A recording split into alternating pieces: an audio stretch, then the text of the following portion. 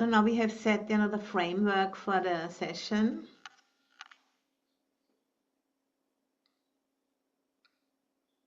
I'm just, landing a little bit more. As you can sense, the change in the energy system when we are participating in chanting, even just listening to it, changes the energetic feeling of the body.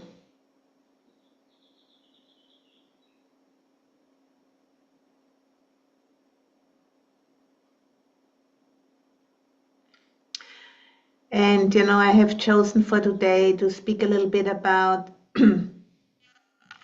what the current poly crisis or meta crisis, what that crisis actually is asking us to know, because it's a communication, from the biosphere, which is telling us something if we are ready to listen. Not listening with the intellect, not listening with the thinking mind, but listening with the whole body as an organ of receptivity, simply because, the body of the planet and our human earth bodies are of one body. And because of that, these bodies are like a communication line into the vaster body of the earth, which always knows what to do since almost 5 billion years. This mysterious body, planet body, has been sustaining and developing life in incredible ways without anybody directing it. But it's the inbuilt, innate intelligence of this being we call planet Earth, which has this capacity to self-regulate. And as I understand it, we can actually connect with that intelligence simply because we are part of it. And I think this is, the shift which is required from us Homo sapiens, human beings on the planet at this point, where we have become such great numbers that we are really pushing against the capacity of what the planet can sustain. So we are asked, to adjust our ways of conducting life on the planet because we are in overshoot. And that's not in order to blame or point fingers or get despairing or anything like that, but just like take it in, If you have been using everything up, you need to adjust and stop blaming other people and other build walls and do a lot of crazy things, bomb people and so on, in order to not have to change your own ways, because, America has like special, rights and need to be kept great, despite all signs, which are written on the wall very big.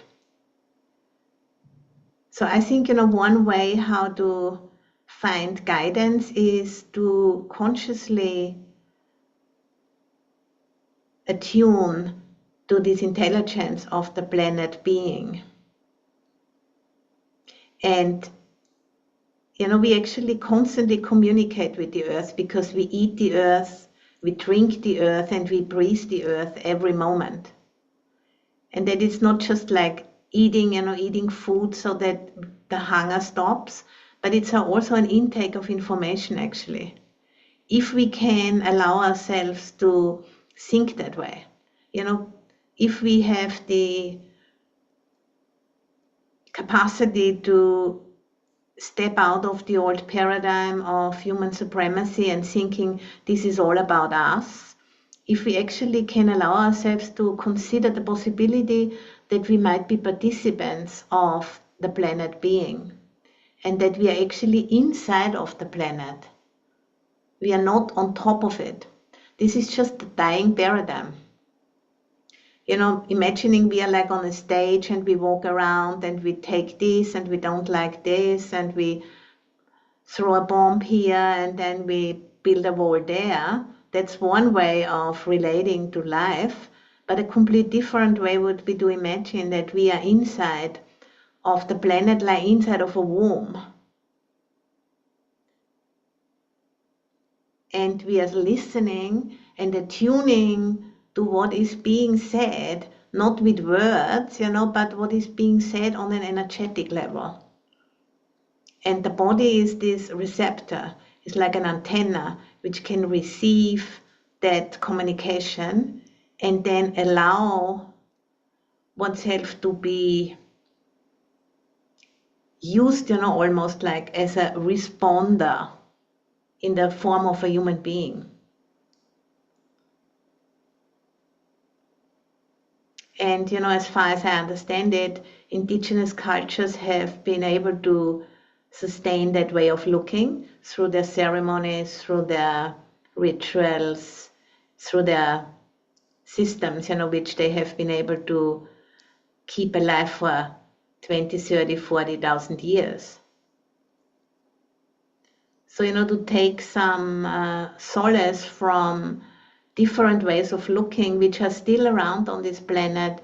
About 6.2% of the global population are still indigenous people.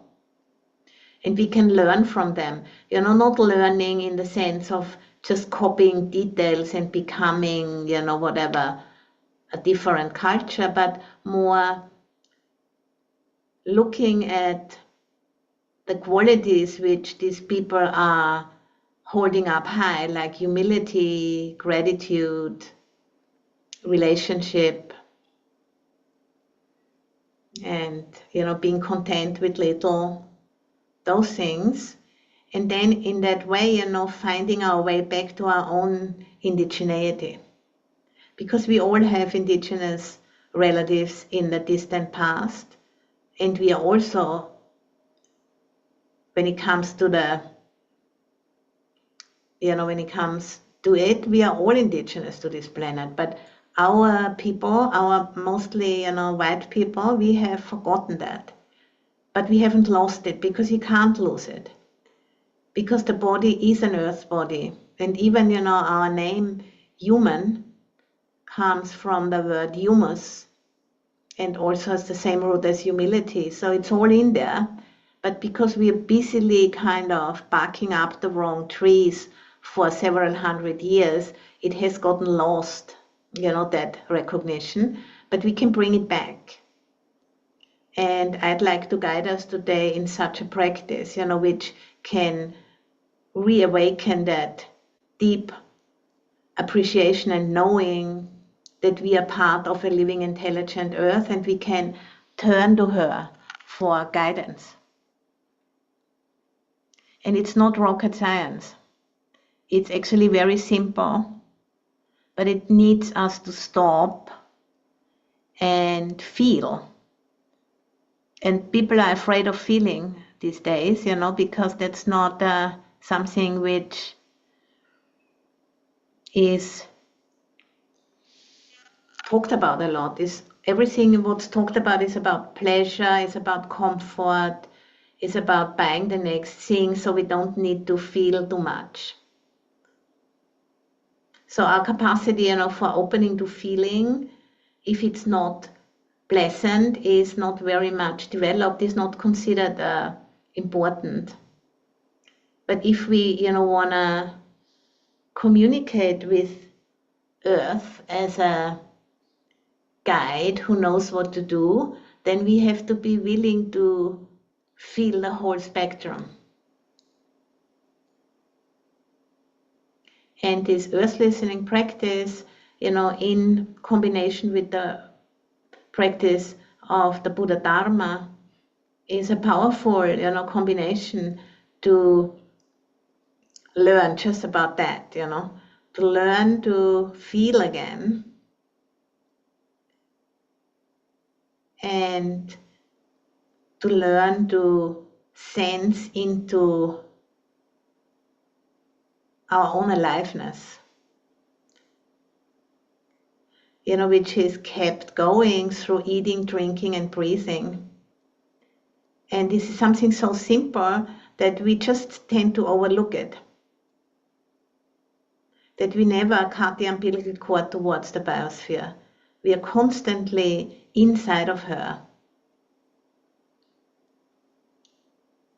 And by shifting this way of looking, we are expanding perception beyond the old paradigm, and that opens up doors. And it can be experienced individually by the wise, because this is how it is with the Dhamma. We can only point the way, but then we need to look for ourselves. And then we will slowly but surely become more confident. In the beginning, it might sound a little bit weird, but you need to try it on, So let's try it on right now with a guided meditation.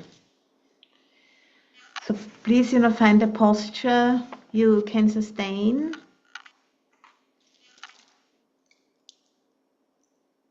We have a good 30 minutes.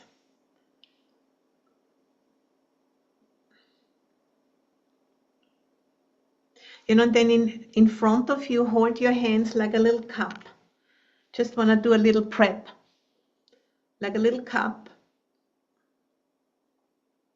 And then any expectations you have now of this practice, just become conscious and let them all land in that little cup of your hands. All the expectations. Waiting for the magic fix, which goes fast, which doesn't require a lot of patience. So let it all collect in that cup of your hands, and then put it all to the left.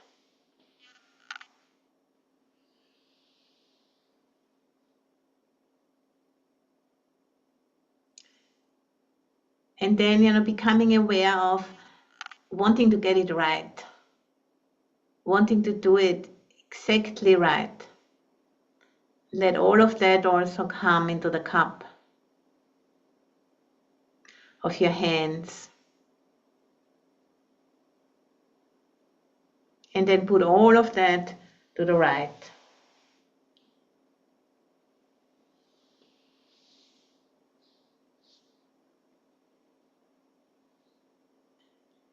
And then is there some deep worry in you, or some deep worries, and let them all come into the cup and offer it up to the sky. All of your deep worries, your big worries, if you have any.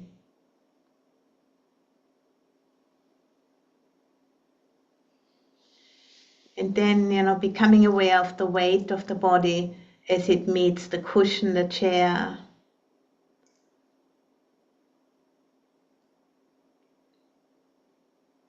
And with the out breath, just gently send down some roots.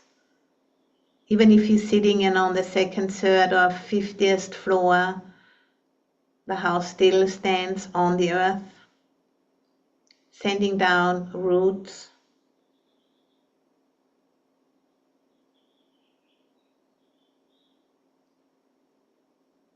Knowing that everything what we have, the house, the car, the clothes, the computer, the body, all of it has emerged out of the earth in some way or another.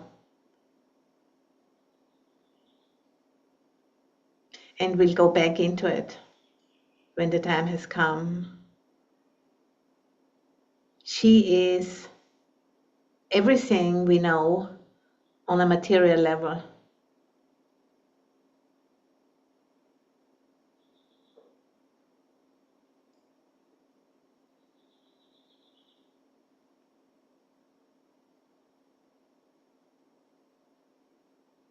And then just, touch into your intention, why you've come here today, for your practice. And acknowledge, yourself, your willingness to be part of this shift of consciousness, which is underway, and more of us get connected in.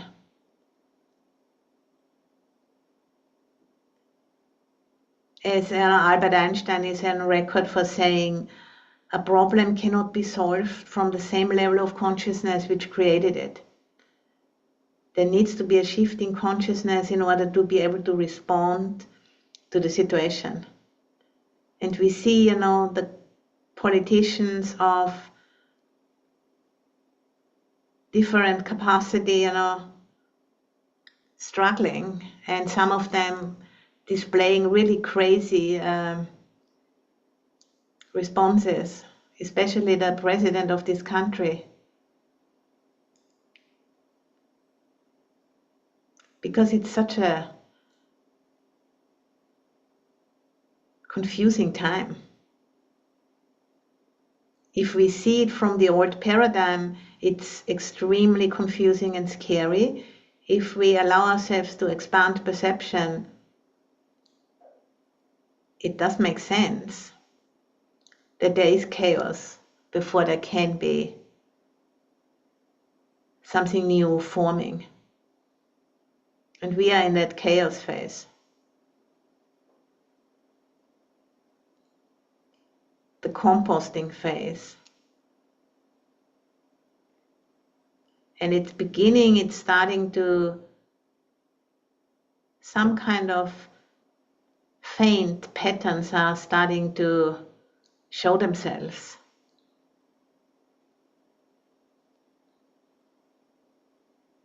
And how can we, meet those without pinning them down into something and giving it the spaciousness which is needed for the earth to self-regulate, because that's what she has been doing for a very long time.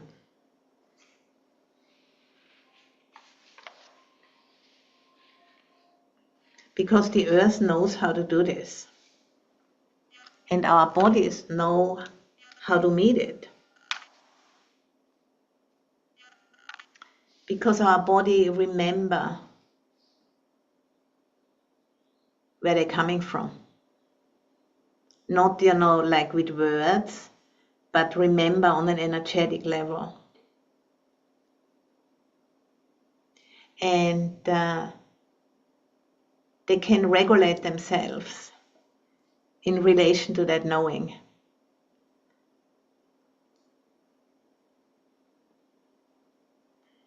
It's an innate dynamic, and we need to give it the space it needs. And bear it how that feels, that not knowing. That's our piece of the work. And this is where the Buddha Dhamma is so powerful, because the Buddha Dhamma is all about allowing change to happen.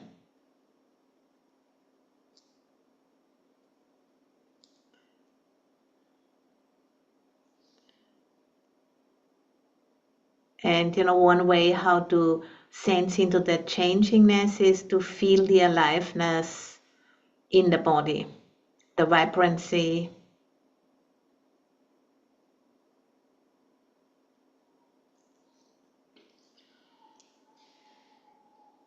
the vitality, the impermanence, as it presents itself as a human body.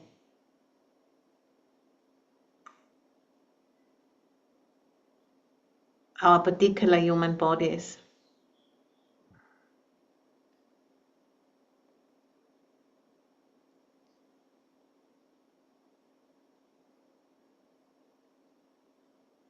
So sensing into aliveness, vitality,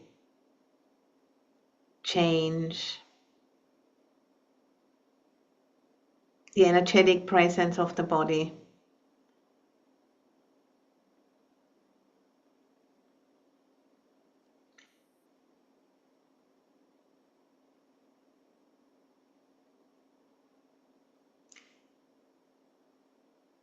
So it's just feeling the aliveness, which is kept going, by breathing, drinking, and eating the planet, really.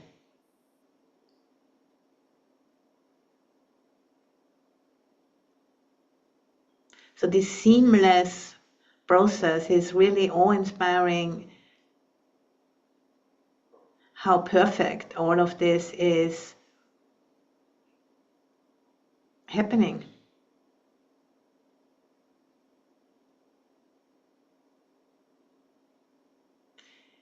And at the same time, there is limitations to it, because it's a closed system, this planet, an almost closed system. It's very rare, that something comes into that closed system. A meteorite sometimes hits the Earth. That's about it. And then sometimes, a spaceship goes out and doesn't come back. But otherwise, it's a closed system, and it has been like this for a very long time, billions of years. It's a constant recycling.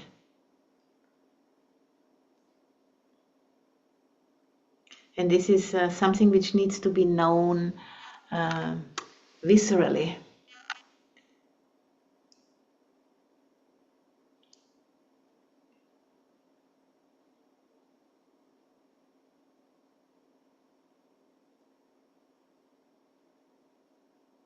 And we can use imagination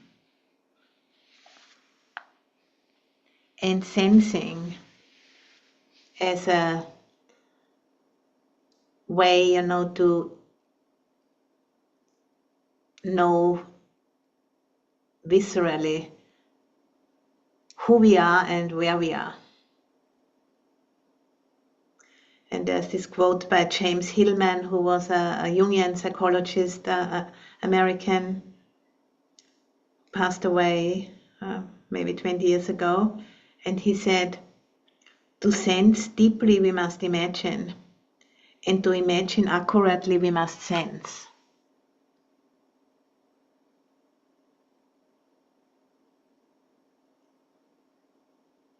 So imagine yourself inside of the womb of planet Earth.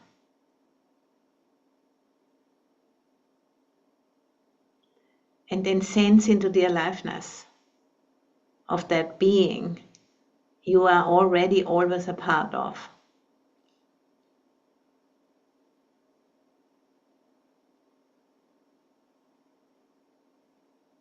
That's why, for example, my first teacher, Ajahn Buddhadasa, when he died, he left a poem, and he said, in the poem, he said, I haven't gone anywhere. Because all of the elements which made up his body, they are simply still around. They haven't gone anywhere. They have just maybe become a tree or an acorn or a horse or whatever, but they're still around. They always will be, and they always have been since the beginning of this planet.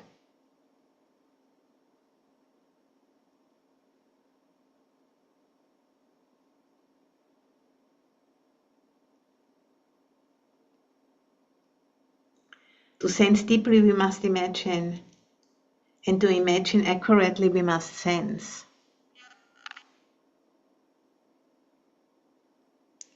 And if we allow ourselves to imagine that we are within the body of the earth, that has a number of psychological repercussions, which we need to be willing to feel the vulnerability of that truth, that we are not on top of it, that it's not all about us. And through that feeling and sensing, that's how we outgrow human supremacy thinking, which is immature and needs to stop, needs to be updated from the ground up, so to say. And this meditation is about that, about updating from the ground up by listening to what we belong to. But not with the ears, but with the whole being. Like the body as an antenna, as an organ of listening.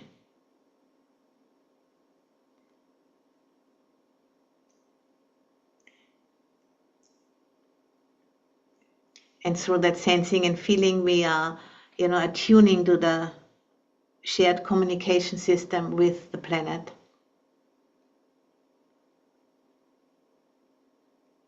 It's an expansion of perception. And it's something, which is completely everyday fare for indigenous peoples around the planet. It's not a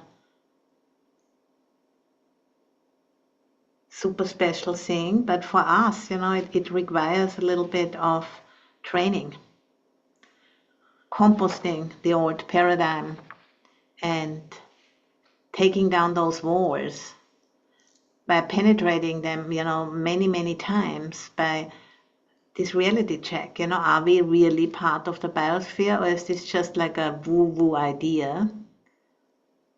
But as soon as you take a breath or bite into some food, you're already eating the earth again, breathing the earth.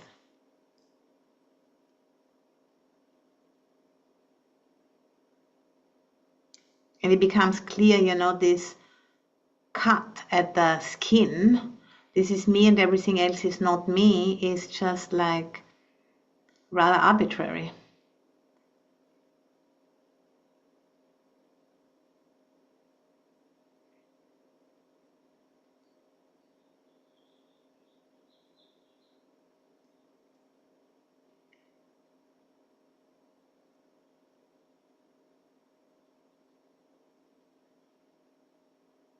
And there's a sense of wonder or awe which can come from looking in this way. Because at the deepest level, the psyche knows, the heart knows. It knows where it comes from. But our culture is all about trying to prevent that by getting people out shopping.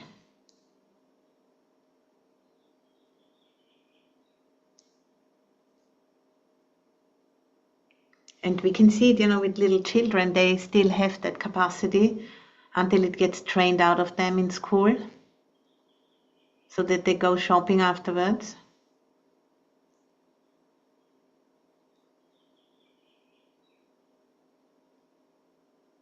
It's just an immature understanding which is now challenged by the limitations of the biosphere, shaking us up, literally, and saying it needs to stop because it can't be sustained.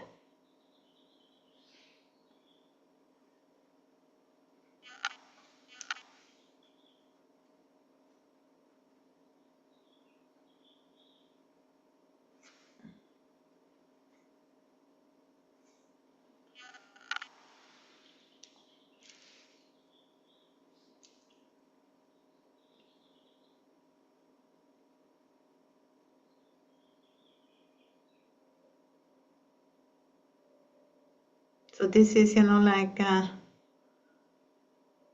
just sitting in front of the old paradigm and allowing it to crumble with a lot of kindness. And, paradigms have been crumbling several times, since we emerged out of the earth here. So it's just like the way it goes.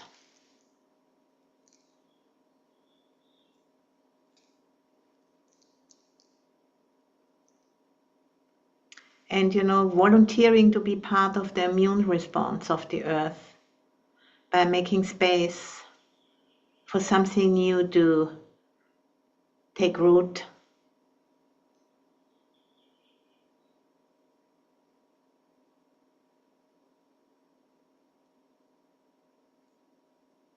And knowing that this requires a lot of patience and requires many generations, to sink into humanity. But it is happening.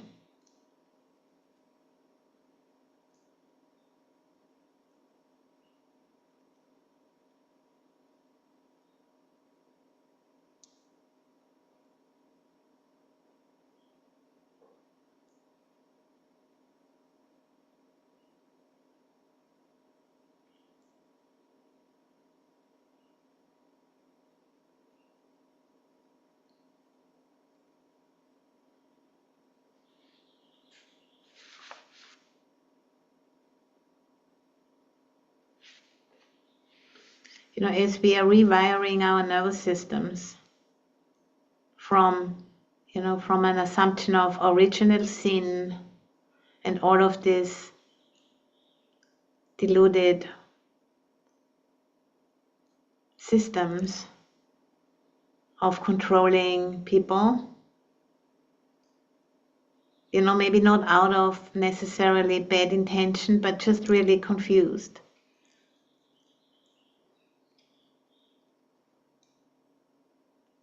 Into something much more real.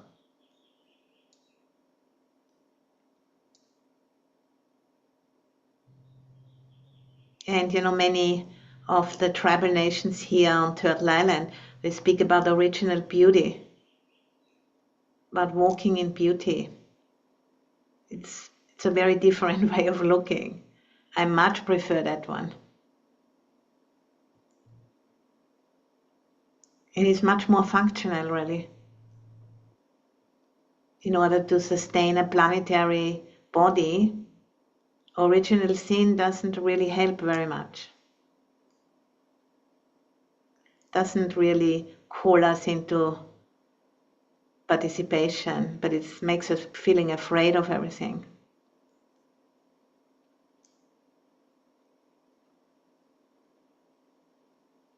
So finding our own indigeneity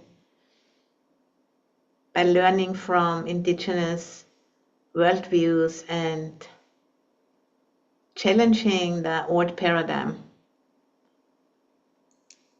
by sensing ourselves as part of a living, intelligent earth.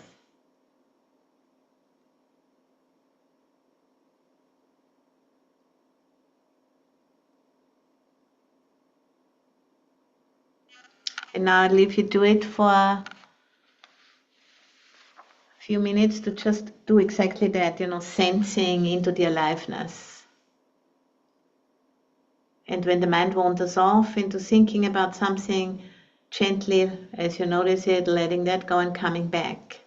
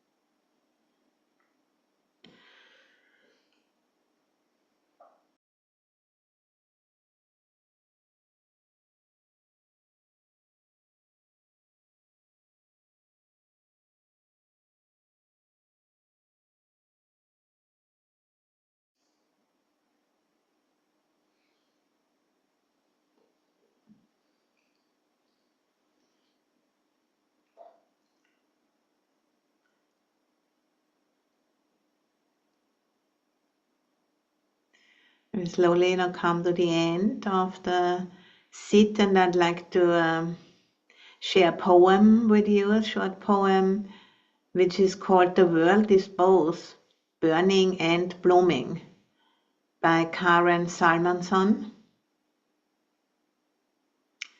You get the bad news and the sunrise in the same day. You cry over the headlines, then you laugh at a baby wearing a hat shaped like a bear. This is the dual citizenship of being alive. Rage and reverence, grief and grace. You are allowed to feel both. You are allowed to scream and still notice how good the soup is. You don't have to choose. Let it all in. You are allowed to feel both. You are allowed to scream and still notice how good the soup is. You don't have to choose. Let it all in.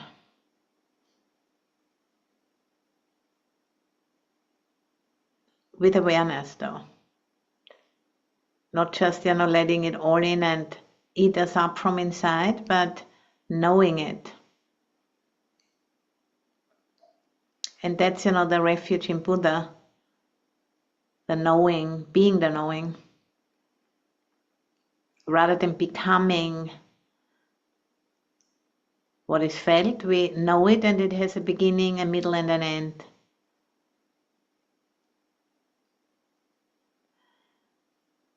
So I'm gonna slowly hand over to you again, Sumedha. Thank you so much.